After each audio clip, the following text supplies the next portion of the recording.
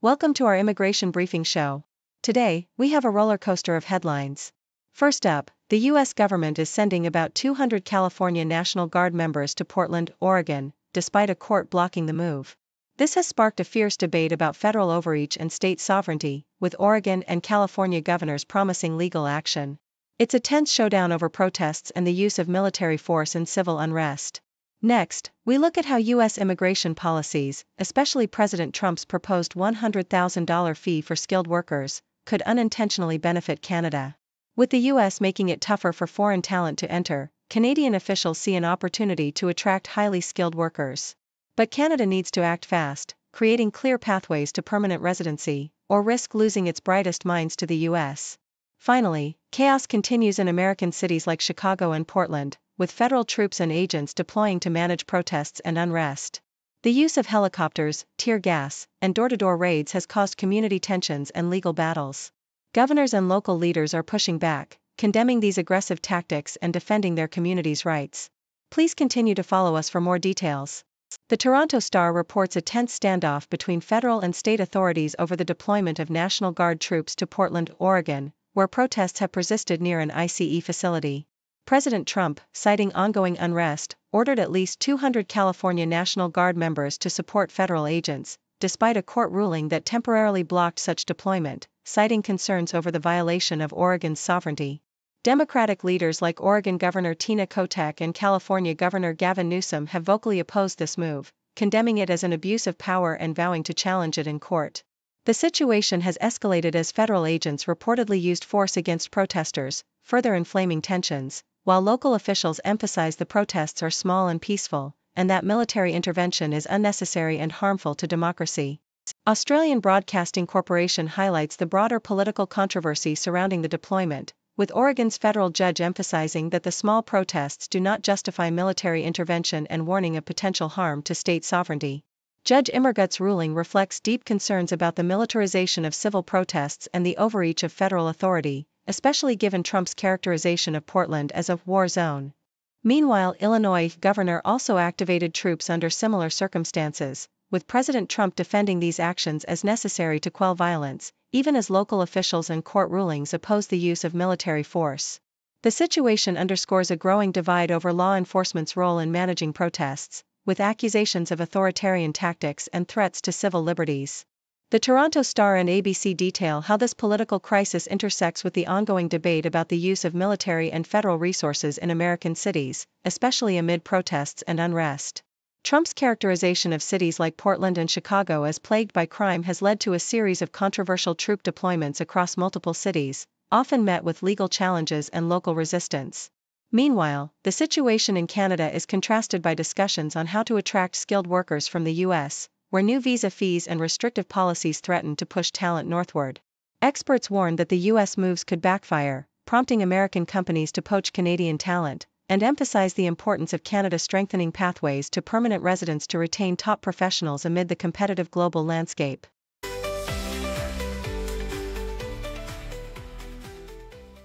The Toronto Star reports a tense standoff between federal authority and state governance as President Donald Trump orders the deployment of California National Guard members to Oregon, specifically Portland, in response to protests and unrest.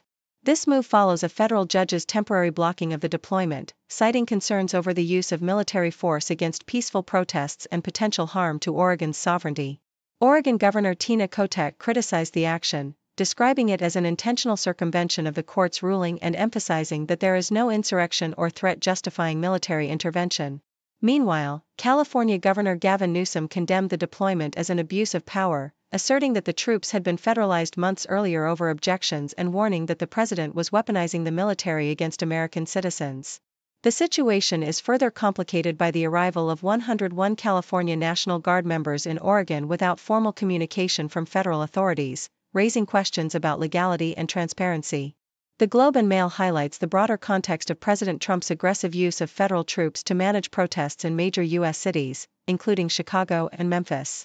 Trump authorized the deployment of 300 Illinois National Guard troops to Chicago amid ongoing violent protests and lawlessness, which Illinois Governor J.B. Pritzker opposed, asserting that the situation did not warrant military intervention. The article underscores the stark contrast in perspectives, While Trump portrays these cities as war zones needing military action, local officials and governors see such deployments as unwarranted overreach and a threat to civil liberties. The deployment efforts are part of a larger pattern where Trump's administration has sought to leverage federal resources to influence local law enforcement and politics, often clashing with state authorities who argue that these actions undermine local sovereignty and escalate tensions. CBC details the legal and social tensions surrounding the federal deployments, emphasizing the legal battles and community responses.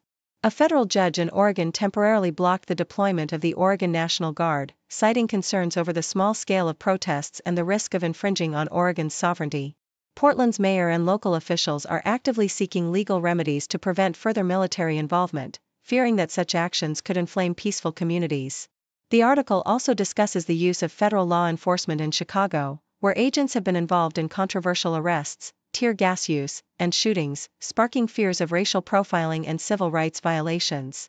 Meanwhile, Trump's narrative of chaos and violence in cities like Portland and Chicago contrasts sharply with reports indicating that protests remain largely peaceful and that the federal government's aggressive stance risks escalating the unrest, raising questions about the true motivations behind these military interventions and their impact on American democracy.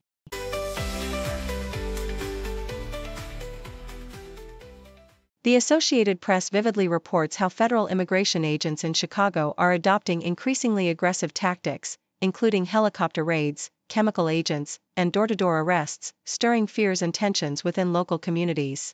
In one striking instance, agents used Black Hawk helicopters to surround a South Side apartment complex, rappelling down to apprehend residents, including U.S. citizens, with some being zip-tied and detained without proper legal procedures. Illinois Governor J.B. Pritzker condemned these military-style operations, especially concerning the treatment of children, and called for investigations into claims of abuse and violations of citizens' rights. The scene is painted as a battleground, with residents and activists describing the operations as a war zone, and reports of tear gas and smoke bombs used indiscriminately on city streets further fueling community unrest. Deutsche Welle highlights the political escalation as President Donald Trump authorized the deployment of 300 National Guard troops to Chicago amidst ongoing protests, framing it as part of his broader crackdown on what he claims is rampant crime and lawlessness. This move followed violent incidents, including the shooting of an armed woman by federal agents and protests outside immigration facilities, which Trump and DHS officials justified as necessary for protecting federal assets. However, Illinois Governor J.B. Pritzker sharply criticized the unilateral deployment, calling it an overreach and an infringement on state sovereignty, especially as local leaders and courts challenged the legality of such military interventions. The deployment was part of a pattern of Trump sending troops to cities like Portland, Los Angeles, and Memphis, often amid legal challenges and accusations of federal overreach, raising concerns about the militarization of domestic law enforcement and the erosion of civil liberties. The Sydney Morning Herald underscores the broader national implications, noting that Trump's aggressive deployment of federal troops to cities like Chicago and Portland has sparked legal battles and widespread protests. While Trump portrays these cities as lawless war zones, local and state officials argue that the protests are manageable and that the federal government's actions are unwarranted and unconstitutional. A federal judge temporarily blocked the deployment to Portland, emphasizing that small protests do not justify military intervention and warning against government overreach. Meanwhile, in Chicago, protests against immigration raids and the presence of armed federal agents have intensified, with community members fearing racial profiling and abuse. The ongoing confrontations reflect a deeply polarized nation grappling with issues of law enforcement, civil rights, and federal authority, with critics warning that the aggressive tactics threaten the fundamental liberties of residents and undermine democratic norms.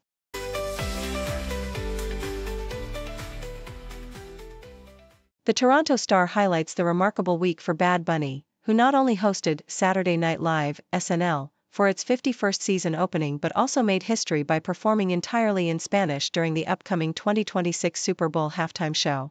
His hosting debut was filled with humor and cultural pride, as he addressed critics and expressed joy about representing Latino culture on such a global stage. The show's cold open mocked political figures, and Bad Bunny's presence was complemented by comedic sketches featuring new cast members and returning favorites like Amy Poehler. Amidst the celebration, there was political discourse surrounding ICE's presence at the Super Bowl, reflecting ongoing concerns about immigration enforcement.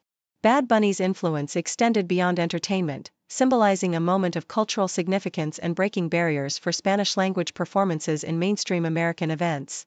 The Globe and Mail reports on a federal judge's temporary block on President Trump's deployment of the National Guard in Portland, emphasizing the constitutional limits on military intervention in civil protests. Judge Karen Immergut's ruling was grounded in the assertion that the protests were relatively small and nonviolent, and that the federal government's response was disproportionate and untethered from the facts. The decision was met with swift appeals from the White House, which justified the deployment as necessary for protecting federal property amid ongoing unrest. The protests in Portland, though limited in size, intensified after the announcement of the Guard's deployment, with federal agents using tear gas and making arrests, sparking debates about the overreach of federal authority and the preservation of civil liberties in the face of political tensions. The Toronto Star also discusses the strategic opportunities and challenges posed by the recent U.S. decision to impose a $100,000 fee on skilled foreign workers, particularly in the context of Canada's immigration landscape. Prime Minister Mark Carney saw this as a chance for Canada to attract talent, but experts warned that American companies might poach Canadian skilled workers using the USMCA trade agreement, which facilitates the movement of workers like those holding TN visas. The potential for American firms to exploit this loophole could exacerbate Canada's brain drain, especially as the U.S. tightens its visa lottery system, making it harder for younger, highly skilled workers to secure H-1B visas. To counter this, Canada must bolster pathways to permanent residence and develop targeted immigration policies that retain talent, emphasizing the need for a comprehensive strategy to maintain its competitive edge and support its workforce amid shifting international migration policies.